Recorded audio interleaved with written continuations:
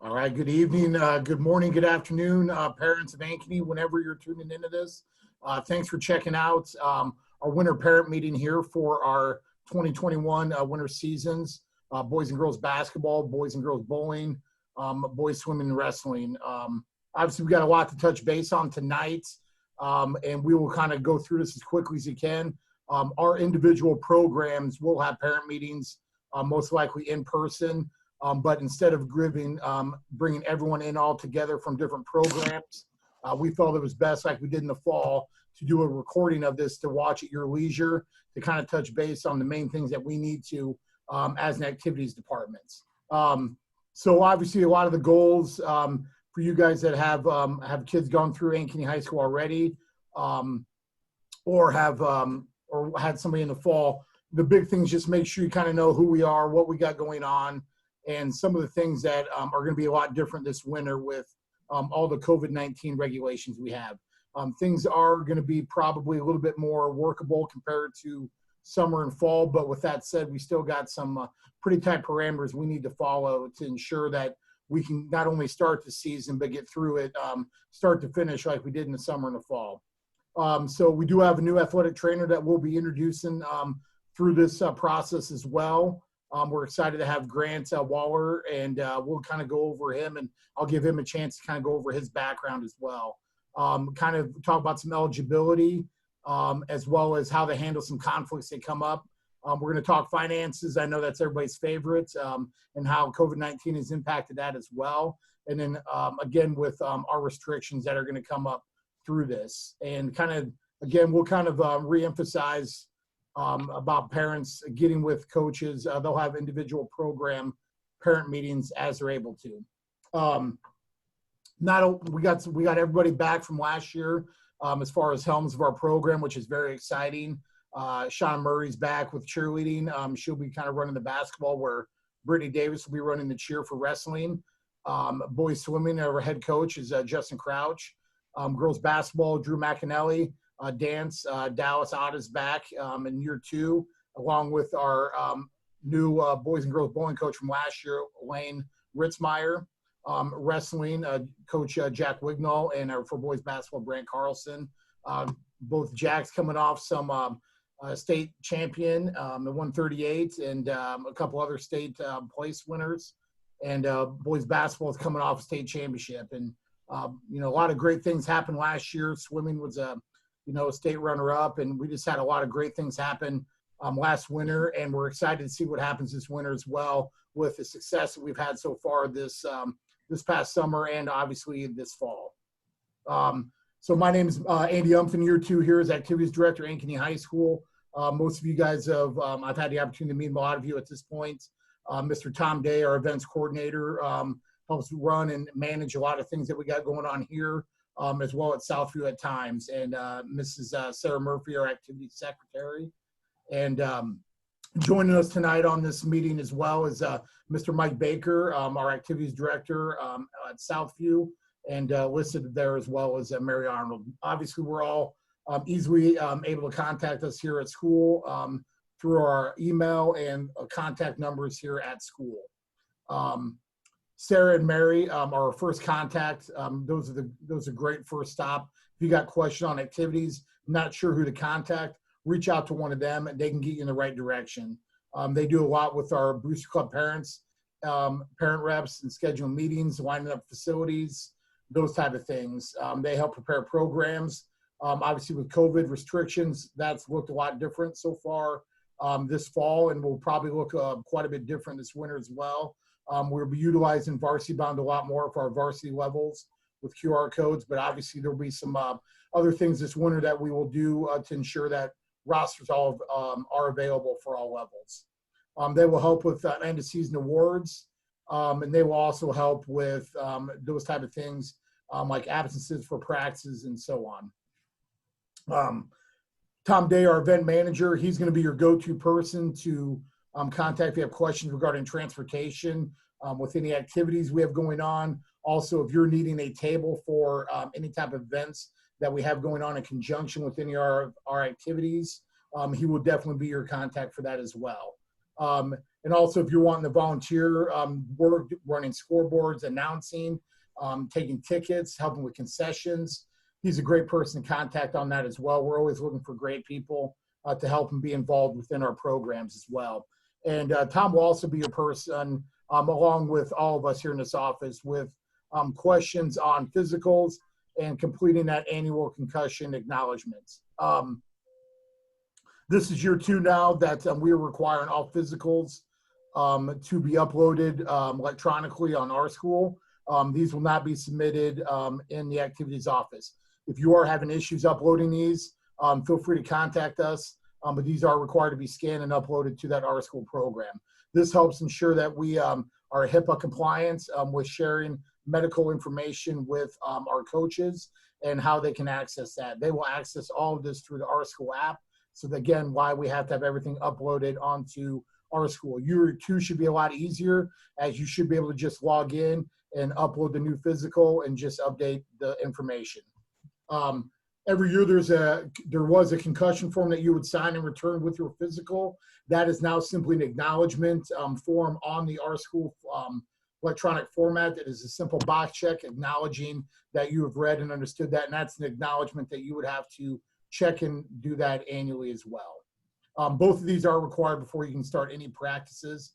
And obviously, if you've done that already for fall, you are good to go for this winter. COVID did allow us to have all physicals good through the end of December of this year.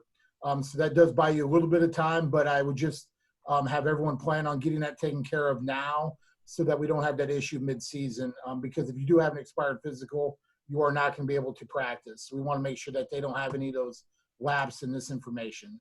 So with that said, I'm going to turn things over quick to Mr. Mike Baker to kind of touch base on some of the great things he's got going on over at Southview. Thanks, Andy, and I'll keep this nice and short. Just a few things here. We want to make sure that our goal over at Southview is to increase participation, retention, and then player coach development. I feel like the last couple of years we've been able to really move forward with the retention and the player coach development. We're starting to see some of that development pay off at the JV and varsity levels. 9th grade information should all be addressed at Southview unless you have a student athlete who is participating at the varsity level. You can check with myself or Mary anytime if you have questions regarding physicals or attendance, but some of the other stuff might be dealt with at the high school. Really the key to our success, not only at Southview, but at Ankeny High School, are multi-activity athletes. Those kids who are participating in 2, 3, or 4 events or activities. And that not only goes for sporting events, but also our fine arts programs as well. One of the things I try to emphasize with my coaches is to make sure that they set practice times and they live to those practice times so that you know when to pick up your sons or daughters. It's really important that if practice is over at 5:30 that we pick the kids up at 5:30 because it respects the personal lives our coaches have as well outside of their coaching lives. The last thing probably doesn't help a lot of you if you're watching this presentation. We do have the weight room open after school Monday through Thursday, 3:45 to 5 o'clock. So if your son or daughter is not involved in a winter activity, they can use the weight room over here. And if they're not going to be involved in a spring activity, the weight room will still be open Monday through Thursdays. And then door 19 in is always used for the entrance. Other than that, I think we're good to go. Awesome. Thank you, Mr. Baker.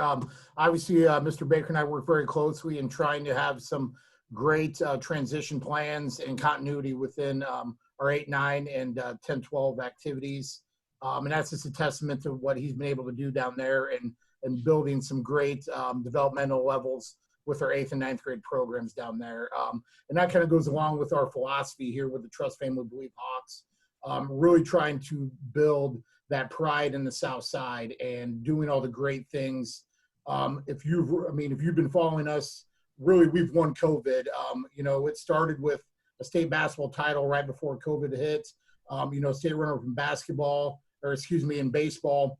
and obviously the success so far we had this fall, and hopefully to continue to have here as we enter in our postseason at this time.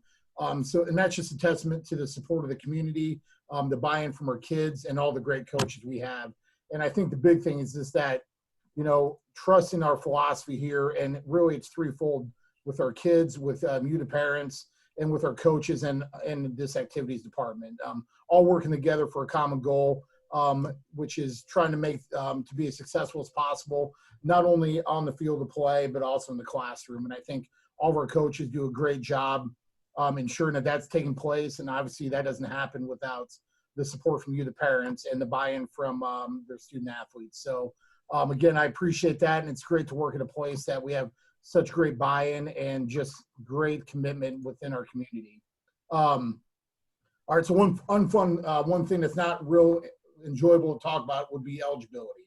Obviously, there's some things that they need to be able to do to stay eligible. The big one right away academically is they got to pass all their classes.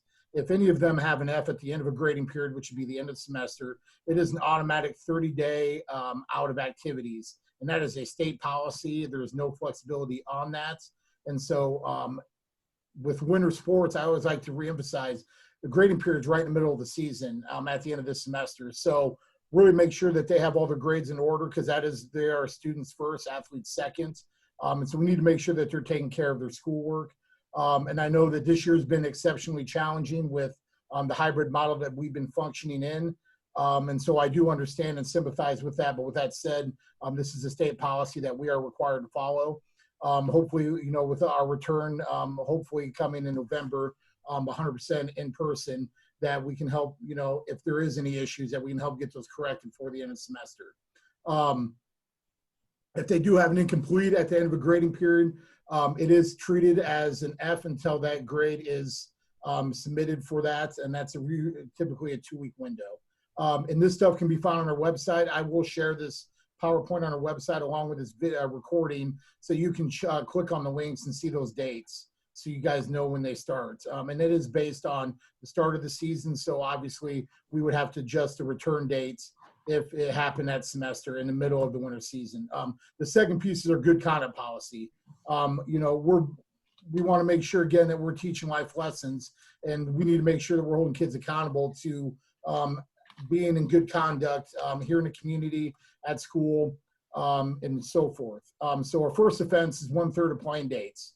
If that student does self-report, it is lessened to a 1/6 of the season. But again, it has to be self-reported before their next contest to be considered a self-report. A second offense for good conduct policy is 2/3 of the playing dates, and there's no self-report option there. And so there could be some additional things if it's field is needed, if the second offense is in conjunction with the first. And the third offense is 1 calendar year. And so they do get more severe as they happen. But hopefully these are the type of issues your son or daughter will not have to work through. But if they do, hopefully a first offense is enough to get them to understand the importance of following our good conduct policy. And so these are some things that we are required to follow. And again, it's a good accountability piece for our student athletes to make sure that we have things in order. Also, eligibility for practice and games. Attendance is expected and required to be involved in our activities. That means that they need to be in school. If they miss a single class period or are not in school for personal reasons, they will not be eligible to participate in practice or a contest that evening. Obviously, there's always exceptions to the rule. If they have a doctor appointment, if they are on a college visit, or a funeral, or a few examples of those. But those all need to be pre-approved through this office. Otherwise, they would not potentially be eligible to participate. So make sure those are communicated in advance if they do have a doctor's appointment or any of these type of things. Tina Chrisman is our attendance clerk here, and we work very closely together with her, along with Sarah here at Ankeny High School and Mary over at Southview, in making sure that we are communicating when these type of things arise. So again, if there is going to be a planned absence for a doctor's appointment, college visits, a funeral, those type of things, make sure you just communicate that within advance. I will not spend much on this, but it just kind of talks about the awards rule, about what you can do and not do to not affect your eligibility in high school interscholastic athletics. That is overseen by the Iowa High School Athletic Association and the Iowa Girls High School Athletic Union. Basically, if you're going to participate in anything that is not sanctioned through there, it never hurts just to double check with our offices, make sure that's not going to be something that is going to impact your eligibility for high school athletics. For example, competing against college athletes in some type of events, or an event that would include prize money or donations. So anytime you're doing those type of things, it never hurts to just double check with this office. That way we can confirm or let you know one way or the other, so that's a non-concern. I know a big question that comes up, especially as students become junior and seniors, is NCAA recruiting and clearinghouse information. There are certain requirements that you have to have for scholarships and athletic participation at NCAA, both at the D1 and D2 levels. I kind of have both of the some of those listed here. I won't go too in depth into this, but if you are looking to do something at the collegiate level, these are the type of things you would have to fill out and make sure that you abide by and have taken care of to be eligible. And our guidance office does a great job getting this information to our kids as well and helping them fill out this clearinghouse info. But again, any questions, never hesitate to contact our office. Obviously, we know that things are probably not always going to go as we had planned or would like them to go in a given season. We just ask that anytime that does something arise that you have concerns with, make sure that we try to do that in a positive way. We need to positive support our coaches do at home. And really that starts with you, the parents. This kind of comes back to our philosophy, the threefold, trust, family, believe, Hawks, between us, our office, our coaches, the parents, and the kids. And so obviously we urge your son or daughter to have a conversation with our coaches if they have some questions or concerns about standing within the season, those type of things. Our coaches do not penalize kids for having these conversations. And I think it shows it's a great life lesson for them to take some ownership in having those conversations with our coaches. Obviously, you're always welcome, as well as a parent, to contact our coach as well. But I would always encourage any meeting that you're having with a coach that you include your son or daughter in, so that everybody can be on the same page, because sometimes information gets misconstrued from coach to player, player to parent, or parent to coach. So it's really important we make sure to do that, and I'm always happy to sit in on those questions as well. Obviously, sometimes maybe you don't come to a situation or a resolve that you're happy with. And I would just say that next step after a kid's met with a coach, after a parent has, next step would be to me. And feel free to contact that. My first question will always be if you've had a conversation with a coach first, because should be the first stop, as they're the ones that are at practice on a daily basis, not you, not me. And that's where I think our conversation should start. And again, I tell my coaches the same thing. If they would like me present there for a parent meeting, I'm always more than willing to be involved, because again, I want to be part of the solution if there is any issues that are arising. I do always ask, I think a 24-hour rule is a good rule for everyone involved to practice. Give yourselves that 24 hours after a situation takes place to make sure that we're not having our emotions driven our reactions and how we handle it. Obviously, there are some situations that probably cannot wait 24 hours, and those are understandable, and those need to be dealt with there. But I do ask for discretion on that, and hopefully we all kind of understand what's probably something that could wait till the next day instead of right then and there. But again, I just ask that respect's always given from both sides, as a parent, as a coach in this office, all each other, because obviously we all have a different point of view of maybe how something went down or have some information that another group does not have. So I just ask that we all, approach these situations appropriately. The last thing before I turn things over and introduce our new athletic trainers, just equipment, uniform accountability. Students are going to be accountable for uniforms and equipment.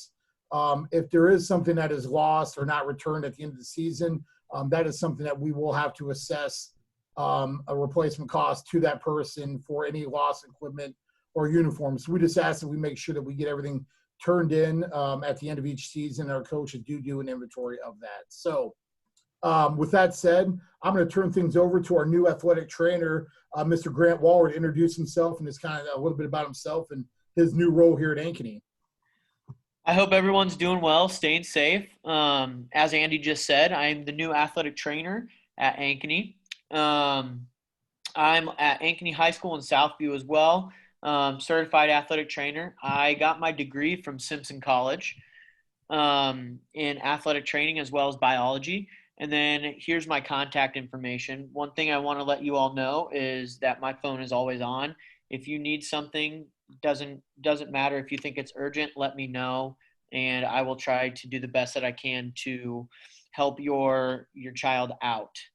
A couple guidelines for the athletic training room. Masks are required at all times. There's a COVID questionnaire that your son or daughter has to read briefly before they enter the athletic training room. We have hand sanitizer posted right by the door. And then there's a 4-athlete limit. So only 4 athletes in the athletic training room at one time. If your child is feeling sick or ill, please let me know right away and I can treat them in another room if possible. But I would prefer, if they are feeling sick at all, just don't show up, don't come to school, don't come into the athletic training room, go get tested. Another thing is, if you have any special medical needs whatsoever, please let myself know that, or a coach or the school nurse, and we'll get that taken care of.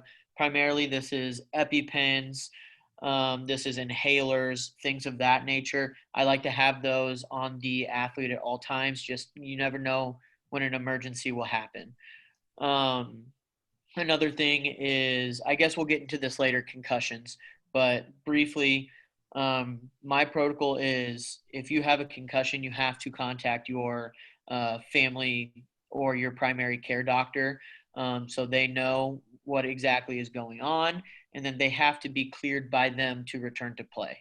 That's pretty much all I have right now. I want to keep it short and brief, but as always, my contact information is right there. Feel free to reach out to me so we can help you. Awesome.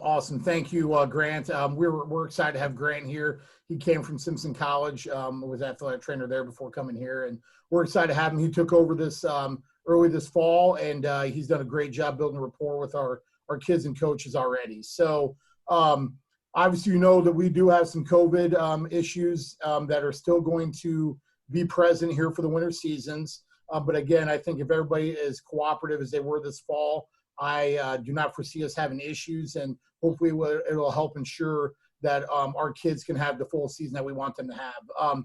Obviously, if you have concerns, whether it's health at home, with a family member, with them, obviously activities are optional. So we just hopefully everybody understands that there is inherent risk with the current pandemic that we are still working through. We have asked that all students bring their own water bottles instead of sharing, that bring their own face covering and hand sanitizer. We are requiring face shields on all bus trips, and anytime that they're able to during practice. Obviously, there's going to be some high level things that they're not going to be wearing a mask at, which we understand, but we're hoping that anytime that they are able, that they will not only wear a mask, but also do the 6 feet social distancing. If you have any signs or symptoms, please stay home and contact your coach. It never hurts. We'd rather you miss a day and have it be a non-issue than to come in and end up having an issue that maybe causes some level within the program to shut down. So please just kind of do your part and make sure you're doing that. Wash your hands and use hand sanitizer frequently. Avoid face touching as well, and just obviously good hygiene practices during cold and flu season, like you hopefully normally do during your season anyways. We will not do the daily COVID screening on Varsity Bound for the winter seasons. We are asking that people do take temps on their own at home. And again, just if they have any signs or symptoms, that they remove themselves from practice on a given day. If you are looking to do a team meal, we are restricting those still to individual boxes. They have to be boxed individually by the vendor and distributed by them or the coaches. We are not allowing spectators at this time at practices. And so we need to make sure that we are following that. Bus transportation, we are going to have 2 per seat, but they are required to wear a face covering at all times in the bus, and that is There is no exceptions on that. Limitation at events. There will be a press release coming from as a conference, but we will have similar guidelines that we had for volleyball, where, you know, at away events, it's probably going to be 2 per with limited roster sizes, and that'll probably be for basketball and wrestling both. And once we have those guidelines finalized, we will share those. We will probably go 4 per on our varsity events at home. But again, we'll have those finalized and sent out to all of you once we have those finalized. Again, we're going to make sure we're doing our good part of disinfecting equipment, washing gear, taking stuff home on a daily basis. We're not going to leave anything in locker rooms overnights. We will have locker rooms available, but strictly for changing. But everything needs to be taken home each night. And we're not going to be sharing, hopefully we're not going to be sharing anything that could transmit or any of those type of things. And with that said, again, make sure we're communicating things. Make sure you notify our office and your coach if you do have a positive test or someone within your household does. That way we can determine what we need to do to not only make sure that you're healthy, but also the health of the entire team that could be potentially impacted by this. And then if everybody just does their part, what they do outside of school to help protect themselves and help prevent the questioning. So, Grant, I know you kind of touched base on this. Do you have anything else to add with athletic training room regarding COVID? Not really. It's pretty much all laid out right there. We've been doing a great job at keeping 4 athletes in the athletic training room at a time. And it's pretty much just come in if you need anything, or just text me if you need anything, and we can get things set up for you. I guess my hours pretty much consistently Monday through Friday, my hours in the athletic training room are about 2:30 until practice is over, which is usually around 7 o'clock. So that's where you can find me. Perfect. Thanks, Grant. You know, as always, our schedules, you know, there's going to be some things that change throughout the winter season. I can almost guarantee it. So I just ask for everybody's patience and grace. As you work through this, we're all going to have to be flexible, and there's going to be some schedules that might have to be a little fluid depending on, you know, what type of restrictions we got to work through. If there's an issue that happens here or at a visiting school throughout the season. And we will keep that updated on here. So I would highly recommend signing yourself up for the notify me option on our school. That way you can get notified anytime that there is a change on the schedule, and we will update those immediately anytime something happens that would alter our competition schedules. So make sure you get yourself on that. And again, that can be found on our activities website as well. As you guys know, our activities department is strictly self-funded through ticket sales, fundraising, and donations from private donors, as well as our booster club. Obviously, with COVID not having any spring sports, the heavy restrictions we've had so far on summer and fall has really put our financial status in a really, really tough spot. And so we're definitely focused a lot more on the very, very bare bone essentials. And there's going to be some concessions that we're all going to have to make with how we are sitting financially because of all these financial shortfalls from COVID. Our district does a great job supporting us through our coaching salaries as well as transportation. But between the lack of revenue we've had because of restricted attendance and also the small limited things we've had to do with our concession stand, it has really hurt us financially. And that goes along with our booster club as well. You know, with not having the memberships because of not being able to necessarily honor all of those because of the restrictions on attendance, some of the restrictions that we've had to follow for concessions, and just inability to open things wide open has really hurt both our department as well as our booster club. And so that is something that I know we'll probably get more stuff out to the public as we get into our winter season about ways that you can maybe help with some of these shortfalls. Really, a lot of the things, the revenue that we use that comes in, we use that to pay for event workers, officials, our entry fees for wrestling tournaments or other invites, you know, transportation above and beyond maybe what the district would provide, depending on what kind of trips and things we have. You know, school improvements. We have a weight room project going on right now, which I'm excited to get some more info out as we get those walls up and some of the plans for that, and those type of things. So there's always things that we're trying to do through this office to help improve all of our activities. But obviously, hopefully everybody understands that, right now the financial strains that we're in is definitely going to make some of those things a little bit more challenging. And so I know definitely programs have done a great job fundraising for their individual needs within the programs. Still trying to work on trying to, prevent donor fatigue and trying to get some good updated fundraising ideas out there so we don't have as much door-to-door, especially with our current COVID restrictions. And so I kind of mentioned a booster club is a big supporter of us. Obviously, they're in a financial strain for the same reasons we are, with just a lack of revenue that's been able to come in, as I kind of mentioned before. And look for some things that we're going to try to do. We're definitely going to be thinking outside the box on some things that we can do to help continue to support all of our great programs. And so we'll check out our website. We'll have some things up on those type of things. And if you're interested in getting involved with the Booster Club, I know that we're always looking for new people to hop in there. But just to kind of give you an idea how much our Booster Club does for our schools, between us and Centennial, they provided us each $100,000 last year to help support our programs. And that's gone towards uniforms, additional equipment above and beyond, maybe what the needs are, and so on and so forth. So we've all been able to do a lot of great things because of the support of our Booster Club. So Ankeny itself has received $190,000 the last 2 years, that we've been able to get from our Booster Club to support all the great things that we're doing. And so it's a big testament to the support they have of us. And I can't thank our Booster Club enough for all they do. I'm going to wrap things here up with, I kind of mentioned some patience and grace. I know tension's high with all the COVID stuff. We want to be back to normal. I want to be back to normal more than anybody. I want to see our gyms full and all those things, but we're just not there yet. I'd love to have something change during the season. That'd be awesome. And if that is, we'll definitely make those changes. But in the meantime, I just ask that everybody works patient agreements with our ticket takers, our workers, our officials. Our officials, they've been putting a strain with having more events because of breaking up nights and spreading things out over multiple nights during a week. And so I just ask for a little extra patient and grace for them as well.